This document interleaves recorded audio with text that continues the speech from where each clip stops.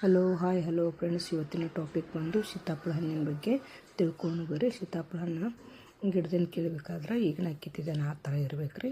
ಮತ್ತು ಇದು ಗಿಡದಾಗ ಹಣ್ಣು ಅದದ ಕಾಯಿ ಅಲ್ಲೇ ಬಿಚ್ಚಿತ್ತದ. ಎಷ್ಟು ಚಲೋ ಐತಿ ನೋಡ್ರಿ ಅದು ಹಣ್ಣು. ಪಲ್ಪ್ನು ಕೂಡ ಭಾಳ ತುಂಬಿತ್ರದ ನೋಡ್ರಿ. ಒಳಗಿನ ಬೀಜ ಹಣ್ಣು ಒಳಗೆ ಹೆಂಗದ ರೀ. ಮತ್ತು ಮಾರ್ಕೆಟಿಂದ ತೊಗೋಬೇಕಾದ್ರೂ ಈ ಕಲರ್ ಇರಬೇಕು ರೀ. ಅದು ಕ್ರೀಮ್ ಕಲರ ವೈಟ್ ಕಲರ್ ಇರಬೇಕು. ಫುಲ್ ಒಳಗೆ ತುಂಬಿರಬೇಕು. ಮತ್ತು ಹಣ್ಣು ಕೈಯಲ್ಲಿ ಹಿಡಿದ್ರೆ ವಜನ್ ಇರಬೇಕು, ಭಾರವಾಗಿರ್ಬೇಕು. ಹಗುರವಾಗಿದ್ದರೆ ಅದು ಎಳಿದಿರ್ತೈತಿ.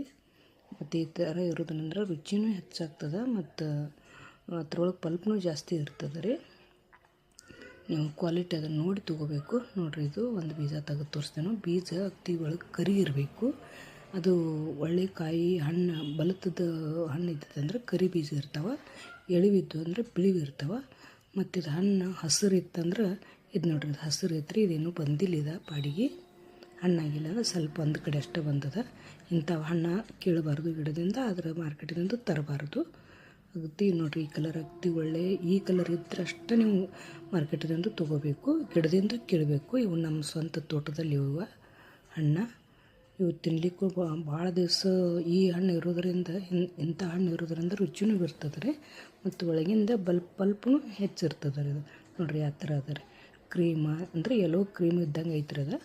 ಈ ಥರ ಬೀಜ ನೋಡಿರಿ, ಈ ಥರ ಇರ್ತಾವೆ. ಎಷ್ಟು ಬಲ್ತದ ಕಾಯಿ ಇರ್ತೈತಿ ಹಣ್ಣು, ಅದು ಅಷ್ಟು ಕರಿ ಇರ್ತಾವೆ. ಎಳಿವಿತ್ತಂದ್ರೆ ಬೀಜ ಬಿಳಿ ಇರ್ತಾವೆ. ಮತ್ತು ಅದು ಕರಿ ಬಣ್ಣ ಬಂದಿರ್ತೈತಿ ಹಣ್ಣಾಗಣ. Thank you.